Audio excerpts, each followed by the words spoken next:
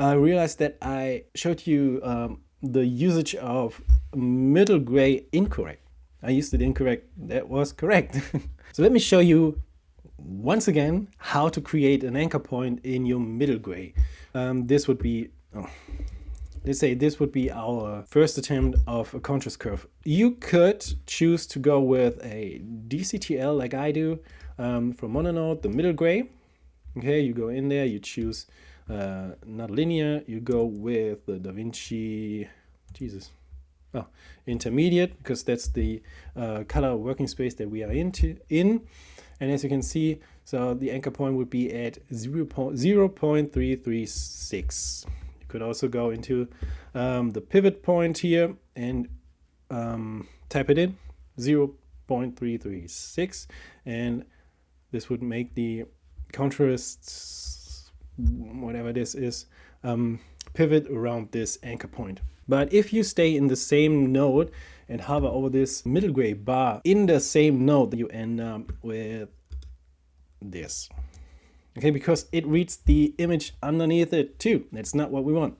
We have to add another node. Now you are able to hover over this bar and select an anchor point. See, you get a single anchor point in here.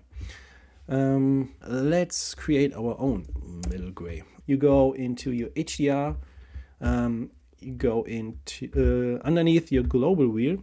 There is this situation point or slider. You slide it all the way to the left. You go into your contrast part of this window, and you take out all the contrast.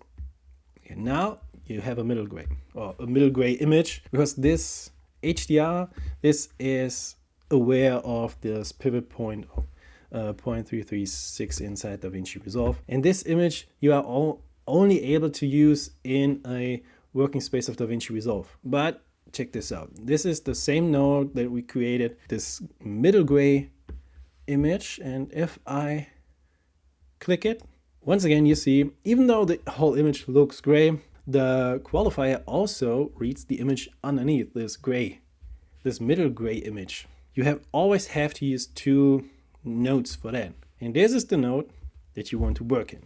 So this is what you label, okay? Like contrast.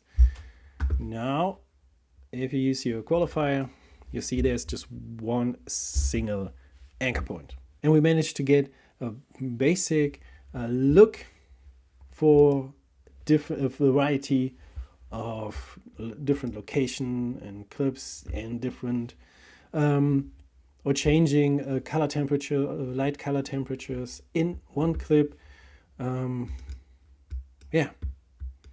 So if you like this video, leave me a thumbs up, subscribe to the channel, and I'll see you in the next one. Peace.